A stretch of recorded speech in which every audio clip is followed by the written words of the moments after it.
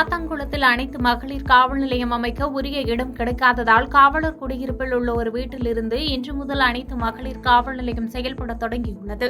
தூத்துக்குடி மாவட்டம் சாத்தான்குளம் காவல் சரகத்திற்கு அனைத்து மகளிர் காவல் நிலையம் அமைக்கப்படும் என சட்டப்பேரவையில் தமிழக முதலமைச்சர் மு.க.ஸ்டாலின் அறிவிப்பு வெளியிட்டிருந்தார். இந்த நிலையில் அதன் பேரில் கடந்த 8 மாதங்களுக்கு முன்பு சாத்தான்குளத்தில் அனைத்து மகளிர் காவல் நிலையம் அமைக்க இடம் தேர்வு செய்யும் பணிகள் நடைபெற்று வந்தது.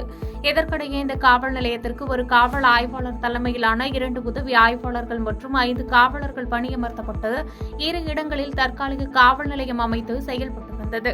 இந்த நிலையில் சாத்தான்குளத்தில் நிரந்தரமாக உரிய இடம் கிடைக்காததால் சாத்தான்குளம் காவலர்கள் தங்கும் காவலர் குடியிருப்பில் வேறு வழியின்றி இன்று முதல் அனைத்து மகளிர் காவல் நிலையம் செயல்பட தொடங்கியது.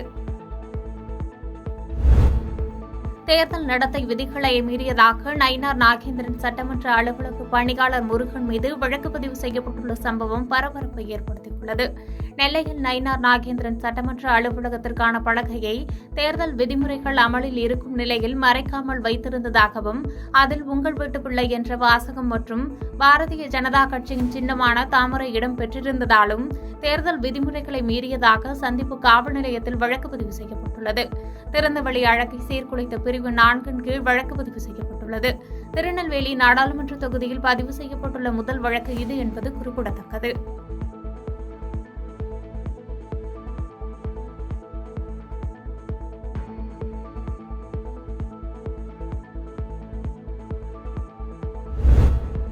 ரவணசமுத்திரம் ரயில்வே கேட் கீப்பர் அறையில் பாலியல் தொழில் நடைபெறுவதாக கூறப்பட்ட நிலையில் பொதுமக்கள் பெண் ஒருவரை எச்சரித்து அனுப்பி வைத்த வீடியோ வெளியாகி அதிர்ச்சியை ஏற்படுத்தியுள்ளது.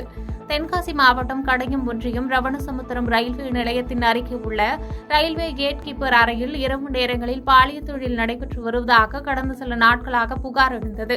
இந்த நிலையில் இரவு கேட் கீப்பர் அறையில் பெண் ஒருவர் இருந்ததை கண்ட அப்பகுதி பொதுமக்கள் அவரை சுற்றி வளைத்து எச்சரித்து அனுப்பி வைத்தனர். ரயில்வே கேட் கீப்பர் அறையில் பாலியல் ரீதியான செயல்கள் நடைபெறும் நிலையில் சம்பந்தப்பட்ட ரயில்வே கேட் கீப்பர் மீது ரயில்வே துறை அதிகாரிகள் தக்க நடவடிக்கை எடுக்க வேண்டும் என்று அப்பகுதி மக்கள் கோரிக்கை வைத்துள்ளனர்.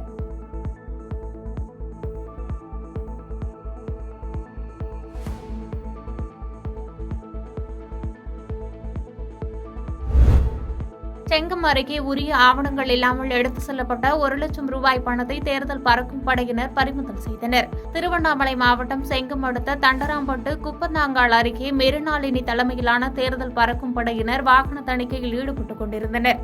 அப்போது தண்டராம்பட்டு அப்புநாயக்கன் பகுதியைச் சேர்ந்த ஜெயச்சந்திரன் என்பவர் உரிய ஆவணங்களின்றி ரொக்கமாக ரூபாய் 1 லட்சம் காரில் எடுத்து சென்றபோது அவரிடமிருந்து தேர்தல் பறக்கும் படையினர் பணத்தை பறிமுதல் செய்தனர். மேலும் செங்கம் தேர்தல் அதிகாரி வட்டாட்சியர் முருகனிடம் ஒப்படைத்தனர்.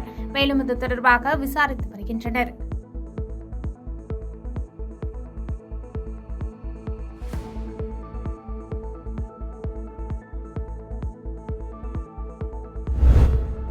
ஆசனூர் அருகே லாரியை மறித்து கரும்பு சாப்பிட்ட காட்டு யானையை கண்டு வாகன ஓட்டிகள் அச்சமடைந்தனர். ஈரோடு மாவட்டம் தாளவாடியில் இருந்து கரும்பு பாரம் ஏற்றிய லாரி சத்தியமங்கலம் செல்வதற்காக தேசிய நெடுஞ்சாலை வழியாக சென்று கொண்டிருந்தது. அப்போது தமிழக கர்நாடக எல்லையில் உள்ள காரப்பள்ளம் சோதனை சாவடி அருகே கரும்பு லாரியை வழிமறித்த ஒற்றை காட்டு யானை ஓட்டுநர் லாரியை நிறுத்தியவுடன் தன் தும்பிக்கையால் லாரியில் இருந்த கரும்புகளை பறித்து தின்றுபடி நின்றது. இதைத் தொடர்ந்து காட்டு யானை வனப்பகுதியில் சென்றதை அடுத்து அரசு பேருந்து உட்பட அனைத்து வாகனங்களும் புறப்பட்டு சென்றன.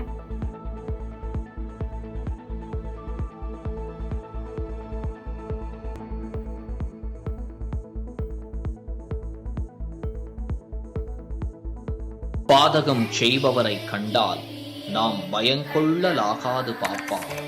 மோதி மிதித்து விடு பாப்பா, அவர் முகத்தில் உமிழ்ந்து விடு பாப்பா. அண்மை செய்திகளை உடனுக்குடன் தெரிந்து கொள்ள இணைந்திருங்கள் இயம்நாடு தொலைக்காட்சியுடன்.